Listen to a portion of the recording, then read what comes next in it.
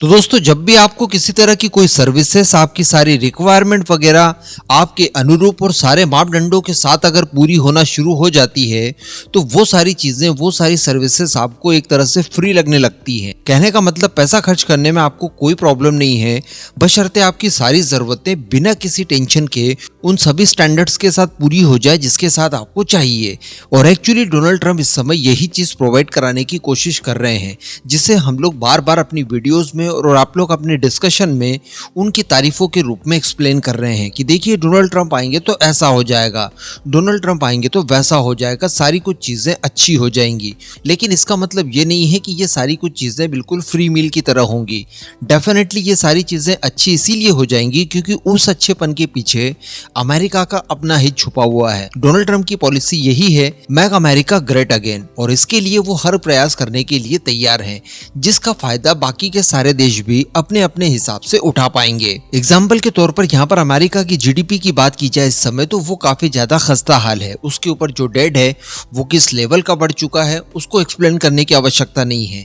GDP को कब का सरपास कर चुका है, हर 100 दिनों में $1 ट्रिलियन का डेट एक्स्ट्रा में बढ़ जाता है। तो इन सारी चीजों को रिकवर करने के लिए उन्हें अपने इकोनॉमिक सेक्टर्स को खोलने की आवश्यकता होगी, आवक बढ़ाने की आवश्यकता होगी, और इसके लिए उसके पास वैसे तो कई सारे माध्यम हैं, लेकिन डोनाल्ड ट्रंप जिन क्षेत्रों के ऊपर स्पेशली ध्यान देंगे उसमें एक क्षेत्र क्रूड ऑयल का भी है। अगर अमेरिका की बात की जाए तो अमेरिका की भौगोलिक कंडीशन बहुत अच्छी है आज की स्थिति में, और अगर वो चाहे फुल फ्लेश तरीके से तेल निकालना शुरू कर दे तो वो दुनिया के दूसरे सभी ऑयल प्रोड्यूसर्स को पीछे छोड़ सकती है। इतनी कैपेसिटी में पर डे ऑयल का प्रोडक्शन वो लोग कर सकते हैं। आप एक बार सोच कर देखिए कि जब प्रोडक्शन कट लगा दिया जाता है ऑयल के सेक्टर में, एक्चुअली जब ये ओपेक प्लस वाले अपनी मनमानियां पूरी करते हैं उस समय, तब अमेरिका क्या करता है कि अपने स्ट्रैटेजिक ऑयल रिजर्व से थोड़ा बहुत क्वांटिटी में तेल इंटरनेशनल मार्केट में उतार देता है, और वो कुछ समय के लिए इंटरनेशनल मार्केट से तेल की कीमतों को कम करवा देता है। तो सोचिए, उसका स्ट्रैटेजिक रिजर्व अगर इतना पावरफुल है तो वो अगर फुल फ्लैश क्वांटिटी में अपनी जमीनों से तेल निकालना शुरू कर दे, तब आप समझ सकते हैं कि तेल की कीमतें किस लेवल पर नीचे गिर सकती है।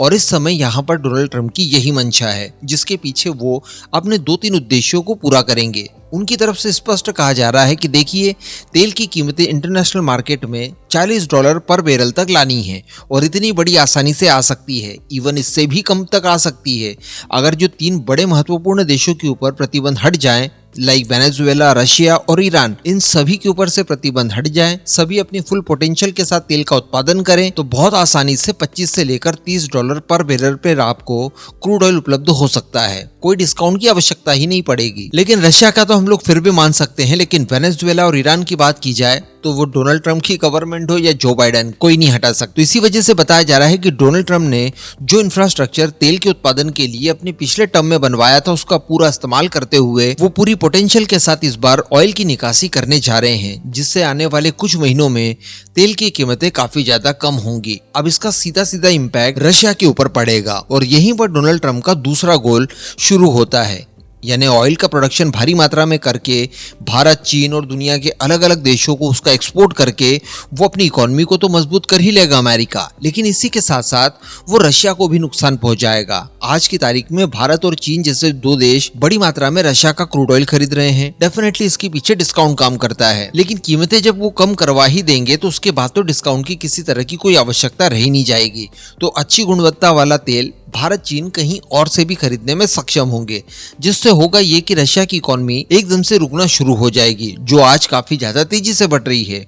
उसके बाद शुरू हो गए नेगोशिएशन, और तब रशिया और यूक्रेन के बीच में वॉर को पूरी तरह से रुकवाया जा सकता है। जैसे डोनाल्ड ट्रंप कहते हैं कि मैं आते ही बिल्कुल एक ही दिन में युद्ध रुकवा दूंगा, तो ऐसी कोई जादू की छड़ी उनके पास नहीं है। ना ही व्लादिमीर पुतिन कोई उनके गुलाम है कि उनकी बात वो मान ही लेंगे, ऐसा बिल्कुल भी नहीं होगा। डेफिनेटली दोनों ही तरफ दबाव बनाने की आवश्यकता होगी। तो जेलेंस्की के ऊपर दबाव बनाना तो आसान होगा, पैसा रोक दिया तो दबाव अपने आप बिल्ड हो जाएगा, लेकिन पुतिन के ऊपर दबाव बनाने के लिए उसका पैसा भी रोकना पड़ेगा, जो डायरेक्टली नहीं रोका जा सकता।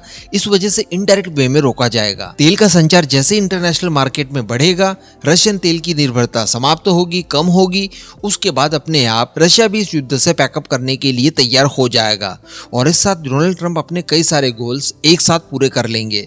वैसे आप जानना चाहते होंगे कि जब अमेरिका के पास इतनी पोटेंशियल है तो जो बाइडेन द्वारा ऑयल का प्रोडक्शन क्यों नहीं करवाया गया। तो देखिए, वो फालतू की चीजें देखते रहते हैं। खासकर यहाँ पर पर्यावरण का विषय उन्होंने उठाया था।